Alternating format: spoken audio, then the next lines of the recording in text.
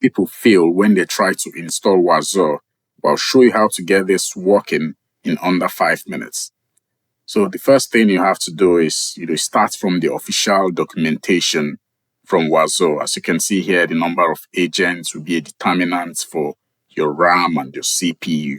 So you need to ensure that your device or your system, has the capacity to run Wazuh. All right.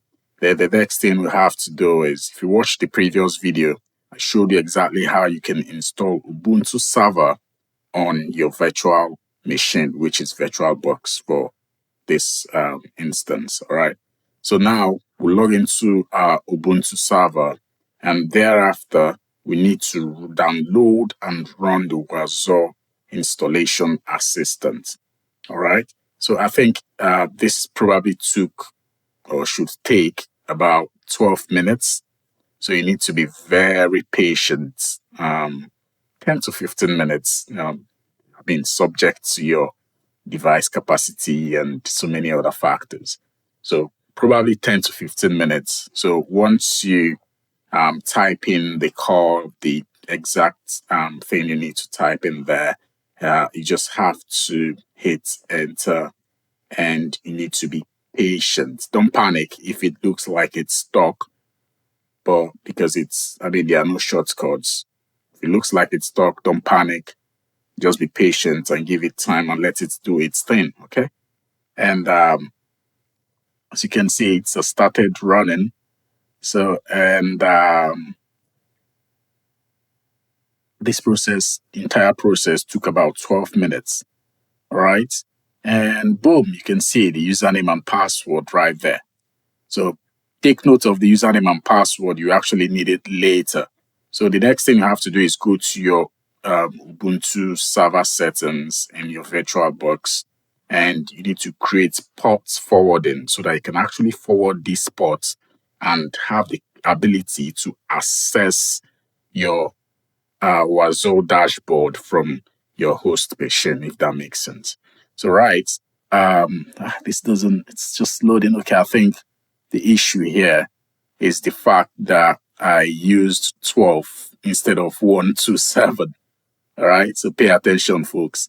So I have to go back to my port forwarding and put 127 and click OK, and reload this, and boom, it's working right now.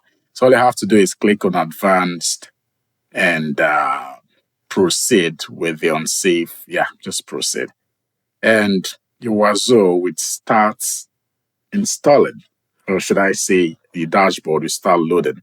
So once that is done, remember the previous username and password that came up during the completion of your installation. So you utilize that to log into your Wazuh dashboard. All right. So once your API version, monitoring index, statistics index pattern, once these things are loading, just be patient. It doesn't take, probably takes about 1, 2, 3 minutes. Yeah. So once that is done, and boom, you have your Wazuh dashboard. You've got your SIEM. This is what you call Security Information and Event Management Tool. A very strong tool needed for every cyber security operations professional. So as you can see, it's showing medium severity, low severity on the server, and so on and so forth. In the next video, I'll actually show you how to deploy new agents, endpoints, if that makes sense, into your SIEM. All right. So I opened NIST 800-53 on a different page. Here you can see CM, configuration management, AC, access control. It actually maps your compliance, the device compliance right there. I hope you found this video useful. Don't forget to subscribe. Don't forget to follow. I'll see you on the next one. Cheers.